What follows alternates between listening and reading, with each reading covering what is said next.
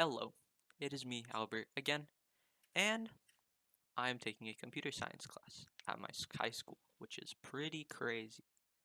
Which means that now I know how to code, which is also pretty crazy. So, now that it's summer, final season comes around, and I have chosen to make a final project. My final project was to create a Raspberry Pi project using Flask, a Python GUI that uses web pages to communicate and control GPIO pins on the Raspberry Pi, which means that I made a backend framework that lets you interact through a website and control GPIOs such as servos and LEDs. So let's go and take a look at it. Firstly, let's start by taking a look at my code, which will be on GitHub right here under my Flask Showcase project. So let's get started at looking at the code. So first here we import, in our backend, we start by importing things like our dependencies, which like time and our GPIO for our Raspberry Pi. Then we also import some stuff for our RGB string. And then we start configuring our LED strip. So for us, we configured a NeoPixel, and we will turn it on and off from inside the app. The next thing we did was we created the strip and initialized it. And the next thing we did was we initialized our Flask program through this function right here. The next thing we did was I told it the servo pin, and then I created a servo using this GPIO0 library with a minimum angle of -180 and a max angle of 180. Next, I set my GPIO mode on the Raspberry Pi, and then created our first route. This route takes you to the main menu, which can be used to redirect yourself to other websites or web pages. So our next two routes are our route open and our route closed. When you go to these, first thing that will happen is it will change the servo to a angle and then open this open render template. Inside of this open page, what will happen is you will put in whether you want to change it or not, and then it'll redirect it um, to the other website, and it will close the lock, which is pretty simple. It just works based on if you click a check mark, it redirects you to the other route. The next route is a bit more interesting. This route is the /slider route, and it uses post and get methods, but in reality, it just uses the post to actually communicate. So we say here that if our request is a post request, it'll take the range from this slider attribute, which controls how much controls the position of the servo, and then sets the angle to that range. Then it'll return the slider HTML page. If not, what will happen is it'll pull up the slider HTML page because you didn't do anything. Our next route is the color route, and this is where it gets a bit even more interesting. So we create a function here called change color, and we say that if the request method is a post, it'll take this color value from our request color picker, and then it sends it to this hex.rgb, which there was a span on Stack Overflow that I took their code, and what it does is it'll take your value and it'll convert it from a hex value, which is what HTML works with, to an RGB value, which is what our NeoPixel ring does, and it'll return in a tuple. So the next thing that will happen is for x in range of 16, which is the amount of lights there are on our NeoPixel, it will set the strip's color of that light with our value that we got from our tuple. And then it'll show it, and then it'll wait, and then it'll do that over and over again until it creates this nice little ring. And then it'll return the render template for colorpicker.html. Then here at the very bottom, what it does is it'll run the server on the IP, and this is 0.0.0 IP. So it basically says it'll run on all IPs. And then once you're done with this app, it'll clean up your GPIOs. So that is our app. Let's look at some of these templates. So the first one is this main menu template, which is the front end, where we have this form where you can choose your feature, and depending on which one you pick, it'll redirect you to that file. For an example, if you pick the slider button, it'll redirect you to the slider page, where you can choose what you want to do. There's also some About Me stuff on this page, and some CSS to make it look better. So the first place you would go to is this open, where if you click the switch, it would submit it and you would go to the close page, where you could also flip that same switch and send yourself back to the open. This one is pretty simple. Next would be the slider. In this one, you have your information about the page, and then there's a slider where you can change the slider, and depending on that, it will move the servo in real life and send that information back to our backend server. You can also return back to the main menu, which this button is available on all of the pages. The last one here is the color picker, where here what you can do is you can pick a color from a little color picker thing, where it's an GUI that has colors on it, and you can pick one and then you'll press submit, and it'll submit that value through hex code back to our backend server. And then you can also return back to the main menu and some more CSS. Note that a lot of these CSS I took from a website called UIverse to make my buttons look really nice, because I did not have time to actually format them myself. So that is about it for our code. Now let's look at how to start up this program. Next up, we will look at starting the program for our Python script. Let's get started.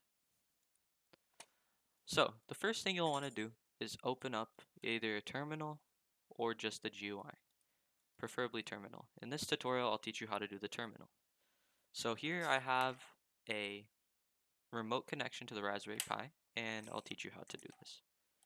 So first, we'll start by listing our directory. Usually you won't be here, so usually we'll just go back, and let's say you start on your desktop. If your folder is on the desktop, you'll want to cd into your folder. So we're going to do that. And then next, we're going to cd again into our Flask GPIO control. So right here, this is the folder that we're going to want to cd into. cd Flask GPIO control. Now here, what you're going to want to do is you're going to want to type in sudo python 3 and then gpio flask.py. And as you can see, here is your startup command. So once you enter this in, it will run the server and it'll start it up on this right here. So the spot that it'll be running on is this 0.0.0.5000. So you can access this from anywhere, but I will show you how to access it from remote devices. If you're accessing it on the Raspberry Pi, you'll just copy this and you'll just go and paste it into your browser. But if you're not doing that, then what you're going to want to do is you're going to want to go to your browser and you're going to want to type in your subnet mask, which for me would be 192.168.1.180. And what this is it's for local IP addresses, right? But since we want to differentiate it and we want it to actually look for the website, we're going to type in that .5000. This will send us to our website right here, where we can choose our features. So there are 3 buttons that let you choose where you want to go. It tells you what this is, and it tells you what the website is about. And of course, our emotional support duck. The next section, we will be learning what this does, and I will show you some video clips of it changing the actual GPIOs. So next up, we will be looking at this website and controlling some GPIOs through it. So as you can see, right here is our Raspberry Pi. This is our LED strip, which seems to be doing some weird stuff right now, and our servo. So let's start by controlling it through this servo toggle. This is the only page that does not have any external CSS applied to it. So if you want to, what you can do is you can press this check mark, and when you press it, it moves your servo, as you can see in the video. So what this is doing is when you click it, it sends you to the closed website, or to the open website right now, and it opens the servo. And when you want it closed, it sends you back to the closed website, and it closes it. So this one's pretty easy. If we click the main menu button, it'll send us back to the main menu. Next is our servo slider. So this you can use to control the precise spot of our servo. So for an example, if we move this to the very end, and then we press submit, it'll move our servo all the way to the left. Now if you pay attention to it, and we move our slider all the way to the right, if you submit this in, it'll rotate all the way to the other side. So there's some decently large ranges, and if you want to center it, you just align it to the center, and it'll self-align. Now our last option is this color ring, which what you can do is you can change the color of a ring, of our light ring right here. So what you will do is you will come here and select a color. Let's say we wanted it to be red, for example. We would click the red, and then when we submit it, it should set the light ring to on. Usually it has some problems sometimes where it's not making very good contact because of the way that these are soldered. So if we try again, there you go.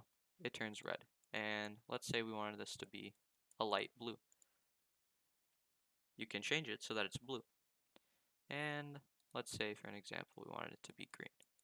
You can also change it to a green color.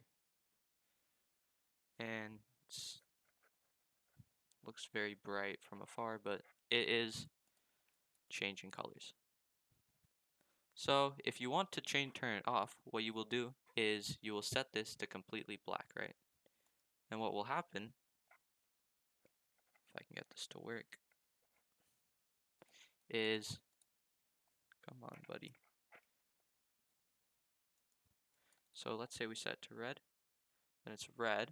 If we want to set it off, we set it to black, and it will shut off. So there's our red, and then there's our black, and it turns it on and off. So this is all. Next, we will talk about some of the things that I've actually learned while coding this project. So, as you can see, we have made this servo move and do all kinds of things. But now I will talk about things that I've learned while coding this. So for an example, one of the major things that I've learned was the difficulties of being a full stack developer. Since what I've made here is technically a full stack program, since I've done the front end and both back end of my Raspberry Pi project. And when you're a full stack developer, it's a bit interesting because when you get an error, you don't really know which side is throwing the error, if it's the front end that's throwing the error or if it's the back end that's throwing the error. And you sort of have to go in and figure out. So if you get, for an example, an error on your web page saying that this thing could not be found, right? Or the web page could not be found. Well, you don't know if for some reason it's the HTML conflicting, or if something in the Python code is not causing it to load up correctly. So you basically have double to check. But one of the nice things about being a full stack developer is that you can create everything yourself. You don't have to rely on anybody else bridging that gap for you between the back end and the front end, because you can do it all yourself. So other things I've learned, of course, is things like Flask, but that is the major soft skill that I learned. This concludes my presentation for the final project of my Introduction to Computer Programming class. Thank you and have a good day.